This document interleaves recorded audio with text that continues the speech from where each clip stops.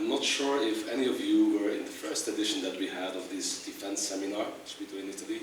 We started, I think, 7 or 8 years ago. More than 8 kilos ago. I think about 8,000 gray hairs ago.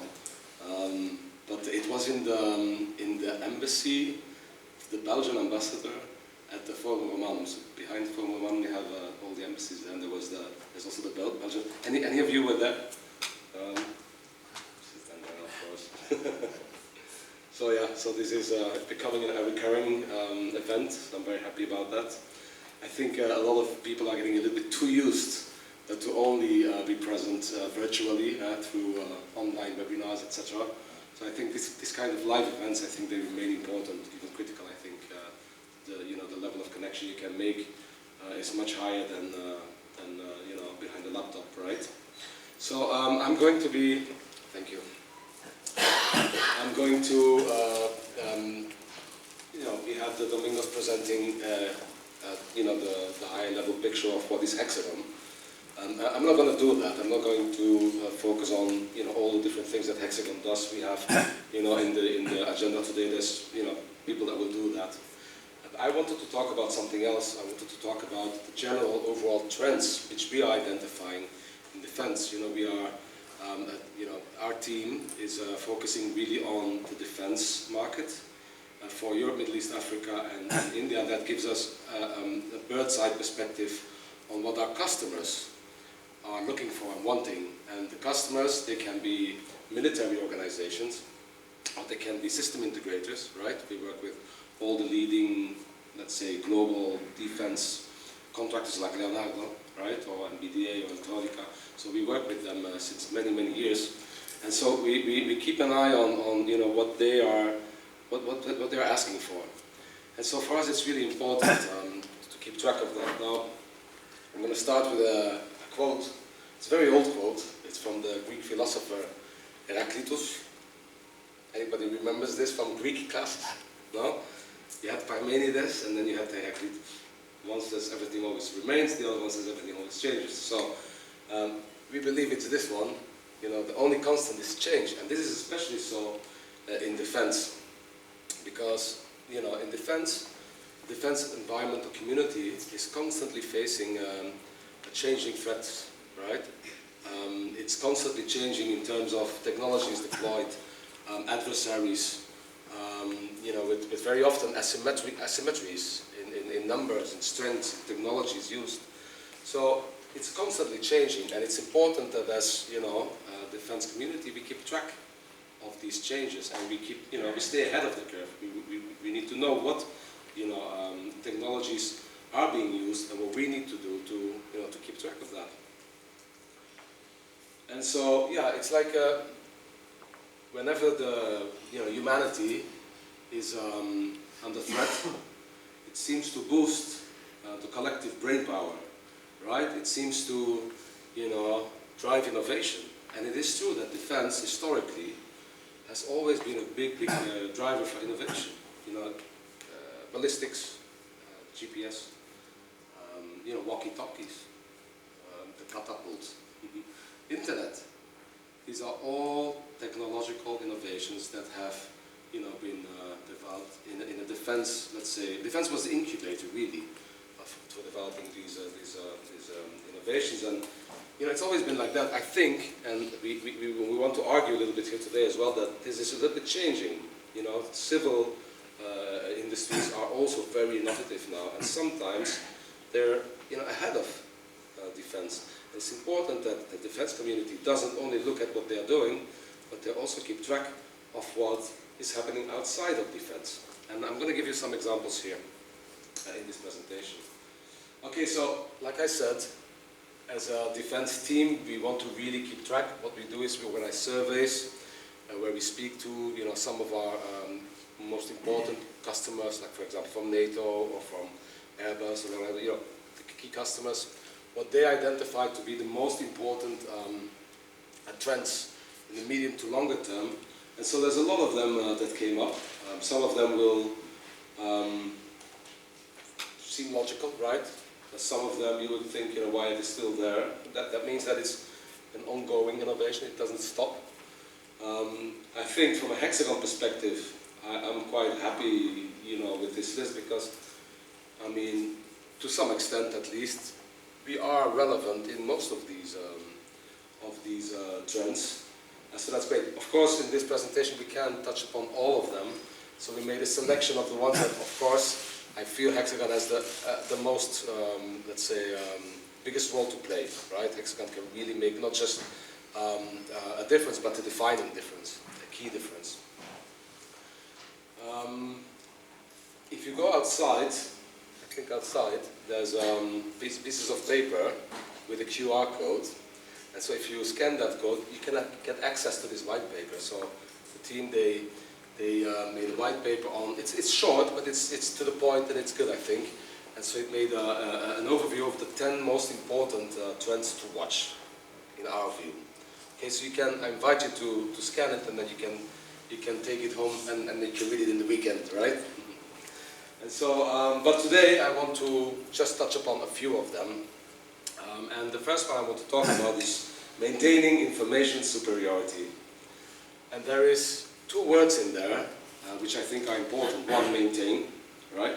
So it is not about getting, we assume that we already have that information superiority, but it is important to maintain it, right? So it's a constant, let's say, challenge to make sure. And then the second was information. It's not data, right? Data, of course, is there, and there's a lot of it, right? And there's too much of it, and then, like Domingo said, you have a big gap, and we have to make sure that we find ways of dealing with it efficiently. But it's the information that you want, right? The difference, the advantage, the tactical advantage, or the strategic advantage you're going to get in any field of battle, let's say, will come from how fast you can extract information from all of that data that makes sense to whomever needs it. Whomever needs it, whenever they need it, wherever they need it, but also how they need it to be effective and to be able to make decisions based on these. So, maintaining information superiority. Now, in Hexagon, we have a bunch of technologies. We acquired like 170 companies. Luciad, is where I come from, it's my background, is one of those technologies. And so we have a bunch of things which can help our customers to extract from that data faster the information that is needed. The right information to the right people at the right time. One of them is edge processing. So, a lot of the data processing already starts at the sensor level. And so also in Hexagon we have, it's a sister division of ours, like our Geosystems, we have sensors where there's it's actually devices with 4 or 5 different sensors that are in there that are used for many different purposes, surveillance, parameter security, things like that. And then the processing of that data is done on sensor level, so that only the information that is needed will go through the system. So first step of accelerating this whole process, extracting information, starts already at the sensor side. Secondly, this is not a typo. It is not I know how to write information nation, so a lot of the data that is coming through, which is not processed, let's say at the sensor side, it still needs to be processed, right? And because there's so much of it, like Domingo said, you need to use as much as possible, leverage as much as possible, software to do a lot of, as much as you can automatically, right? Anything that cannot be, that can be done by software should be done by software, and you leave to humans only what only humans can do. So automation of, data processing, so that you can really, accelerate the process of getting to the information. Then, when all of that information and then still a lot of the original data is available, then you need to catalog it, right?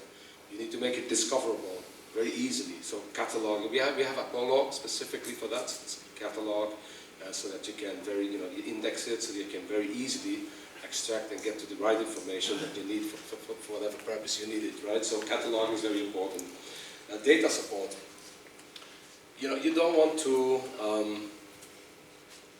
be in a position where you're getting data and then you have to transform that data in a certain format to be able to read it, to ingest it in your system, that's you know, going to cost you time which you do not have, right? It's too much time lost in this process, and a lot of let's say the you know, the solutions that are out there are still adhering to that approach. But with us, it's really not like that. We make sure that we have as much as native support for as many data formats commonly used in defense as possible, so that you know, you can get immediately to the data, right, without losing all of that time. And so why data? And then of course, if there is a very unique proprietary format or specific type of data, every country has a specific type of data which typically is used in their organizations. And so you need to have flexible solutions that can also make sure that you can read natively those formats, right? So you need APIs, you need to be able, you know, need flexible solutions, right? So that's something that we really pay a lot of attention to. And then standards. If you want, you know, various systems to be communicating with each other, interoperability, you know, you want to make sure that you use open standards like OGC, right? So that's also something which is throughout our portfolio, very much present. Yeah. Okay, I should have done this before, right? Okay, second trend. While the internet is more a defense innovation, the cloud has, you know, it's grown more. It comes from, it's an evolution of the internet, and it comes more from a civil environment. And you know, while in defense it was, for a long time, it was really not possible to look into that option because of security purposes. You need to make sure that your systems are secured, and you can definitely not simply rely on public cloud infrastructures, right? So, but nowadays it's becoming more and more with the latest technologies, the latest developments, and we see it in our, you know, we see the demand coming from our customers. They are moving increasingly to a cloud, at least a hybrid cloud infrastructure where you have your own server, let's say infrastructure, but you can still, with all the protocols in place to secure all the, you know, flows of information, still there. So we really see that that's something that's in increasing demand. So we really need to keep an eye on all of that and make sure that we keep pace, right? But you know, if you want to process your data and if you want to distribute it to whomever needs it, whenever they need it, wherever they need it, right? You can also do that in a cloud environment. And there's a couple of advantages to that because you know, you can deploy a microservices architecture, also very much high in demand these days. People don't want, you know, systems which are, you know, very specific solutions with very specific requirements which are built, and then they go into some, you know, secured environment and they don't evolve for a longer period of time. You know, people want agile systems. They want systems that are capable of implementing new functionalities, new services, whenever they need it. A new type of data is available, a new type of, you know, functionality needs to be implemented, and you want systems where that is possible. So this microservices architecture, which we see, is really now, you know, becoming very much, you know, what is expected. And so this can also be done in the cloud environment. Okay, so you can very quickly, even as a non-specialist, it is possible to deploy new functionalities, like, for example, a routing functionality, and then you can just very quickly implement it, for example, based on satellite image. Okay, so and then of course the typical cloud advantages like you know, distributed processing. You know, you're going to look at the processing capabilities available to really maximize, you know, the strengths that you have, right? Sensor coordination, yeah, we do have, that's something maybe you will not be aware of, but also in Hexagon we have these types of framework like Exalt, where you can very quickly or easily connect sensors, process it, and then generate standard services, for example. So that is something that is, yeah, also definitely more and more in demand. Offline capabilities. And then we're thinking of the you know, you have dismounted soldiers, you have the, you know, the Future Soldier program here in Italy, and so you have they have tactical, kits with them. And, when you have a dismounted soldier carrying 30 kilos of, weapons and helmets and laptops and I don't know what, that's not ideal situation. And so, with working in a cloud environment, whenever there is the option of having that capability, then you can unload a lot of the requirements that you have. You can put them into complex calculations, all the things that you're going to be needing. So you need to make sure that he only needs the device, the lightweight device, that he needs to get what he wants. And if you can offload a lot of functionalities in the cloud, then that becomes an option, right? You don't need these big ruggedized laptops anymore. You can have just a small, lightweight device, and that'll do it for you. And that makes a big difference on the field of battle. I don't know, I've never been in the service, honestly. Sorry about that, but I can imagine, right? So definitely that is something that also we see that people want to look into, right? They want to look more and more into the cloud because of this reason. Okay, you cannot have a discussion on trends in defense without talking about the machine learning and artificial intelligence, and I'm not going to do it either. It's been around for a long time, you know that, right? AI has been there for many, many years. But now you see an acceleration. It's very much high on the agenda of what actually being done with it. And you can do a lot of things like object identification, video analytics, tunnel detection, threat detection. All of these things can be done automatically. But what I want to talk about here is that you need to pay attention to the fact that that's going to require a lot of work, right? It's not enough to have a model which, when you run your data through it, gives you a desired output. It's not that simple. And we compare it with a marathon. I'm not a marathon runner. I can try, but I think it's going to take me about a week to finish one. But okay, we compare it with a marathon in this way. So, if you want to be fit, and if you want to run a marathon, you need to train a lot. If you want to have a system that is fit, that is using a lot of AI, a lot of ML, that for us means that you have a very fit, streamlined system, then you're going to need a lot of training as well. And so it's not enough to just have the training data, and then you have your model, and then you're going to, you're going to configure the model as you test the training data and as you go forward until it has the desired output.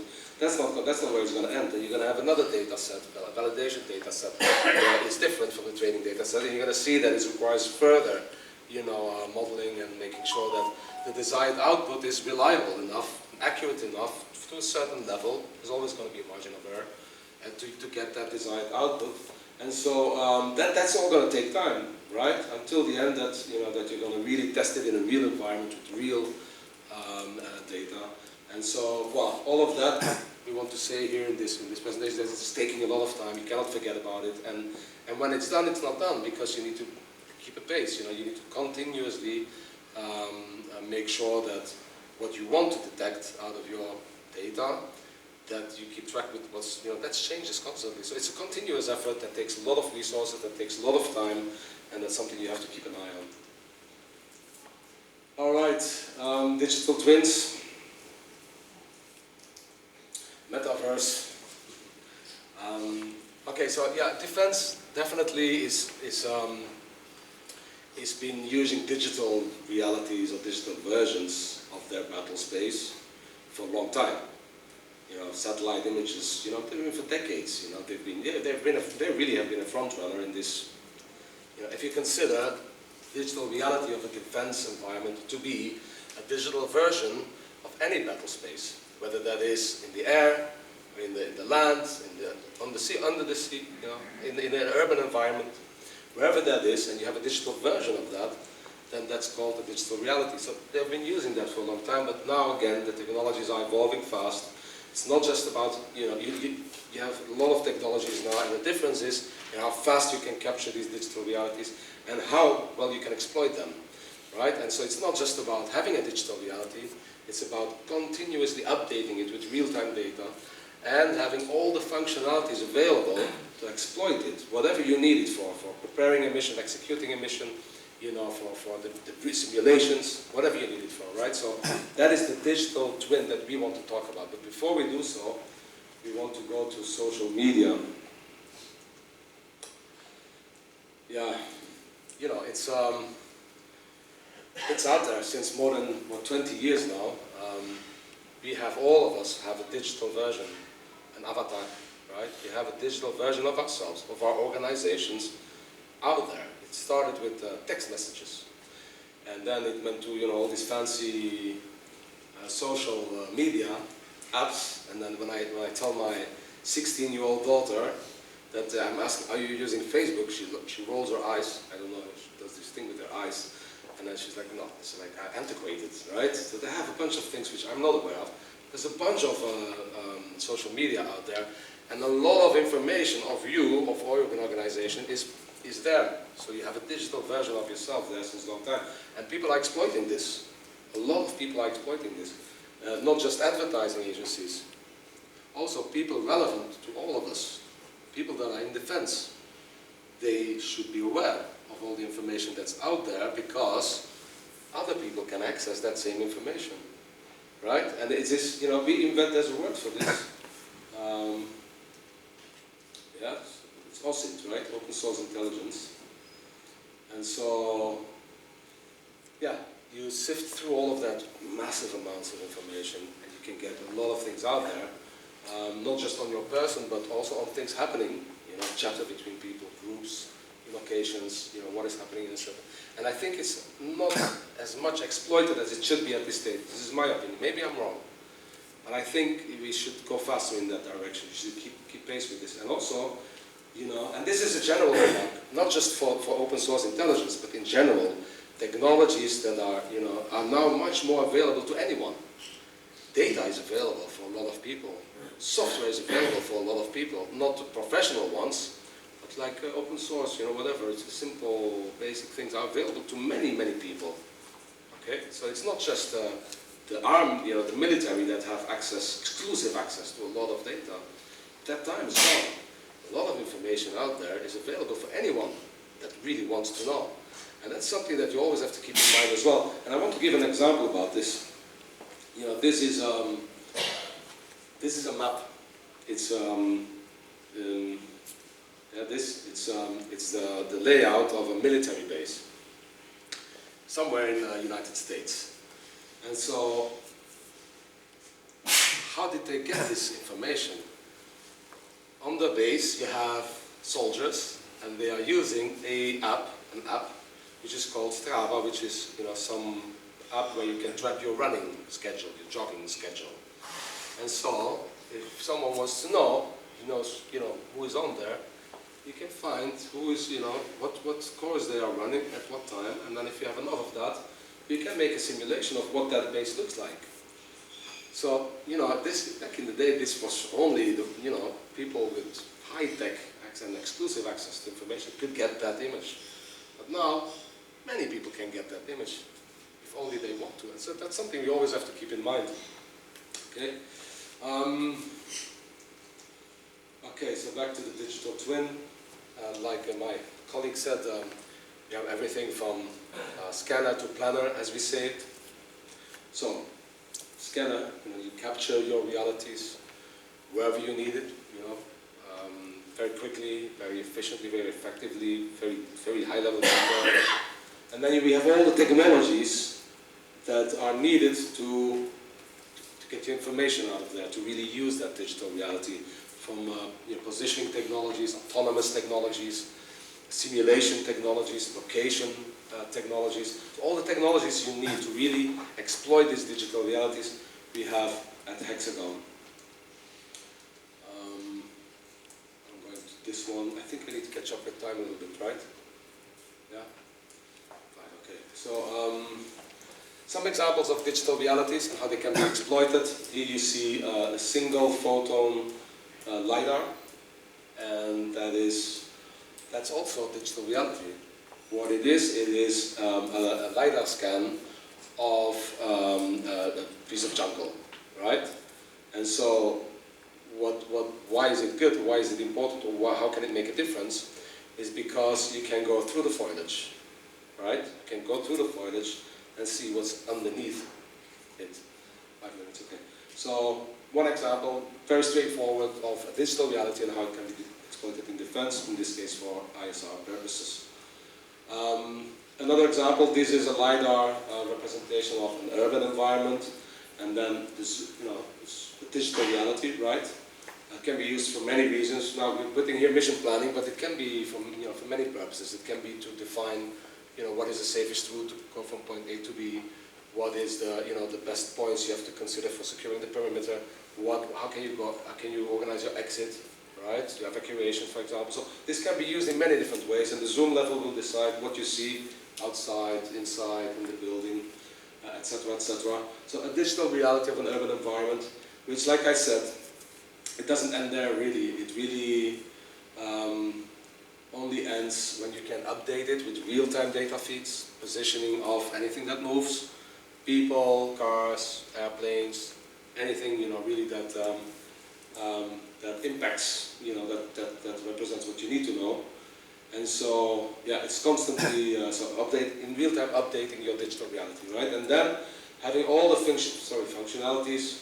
Okay, I'm going too fast, but then having the functionalities to do line of sight calculations, to do route planning, to do any functionality you need for better exploiting that digital reality. Okay, so yeah, this is sort of a concluding, one of the concluding slides. Things are constantly changing. You have to keep an eye. It's not just available for defense anymore. It's available everywhere. And so we need to keep track of not only what is happening in defense, but also what's happening outside of defense, and making sure that we leverage all of it. It's not just about knowing what they know. It's also about considering what you should be using, which you haven't been thinking of, really. Okay, that's a really changed environment. And of course, this is some of the products that we have that can help. Everything that I just mentioned, some of the products that we have that can help you with this are represented in these coming slides. I don't have time anymore to do that, but Richard here and Sarab will spend good time on presenting all of these things with real demos. But we have everything from, well, when it comes to geospatial technologies, we have everything from data creation to remote sensing to photogrammetry to image processing, to real-time situational awareness. So all the technologies that you need to not only capture realities but exploit them, we have them, and all in the context of what I just said. That's it for me. Thank you very much. I'm going to pass the word now to Brent, I think. Yes, thank you, Vincent.